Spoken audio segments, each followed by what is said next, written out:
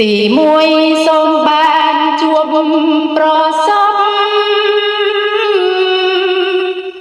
គូប្រែងសំណប់ពីបុព្វេជាគូដោយធម៌អត់វិតវេរក្សាក្តីស្នេហ៍លំតែខ្សែសូមបានស្វាមីភាពស្មើគ្នាកុំមានវេរាកើតទុក្ខភ័យ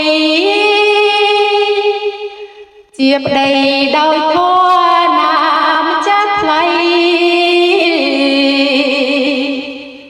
រួមលោកស្រីសូនសង្ខា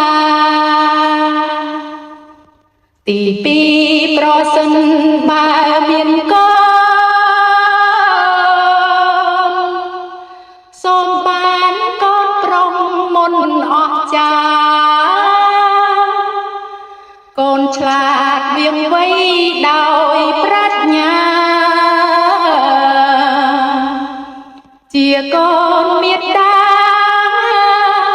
ដល់ប្រណិតទីបីបើទៅសពទិសានាងខ្ញុំប្រាថ្នាជួបបណ្ឌិត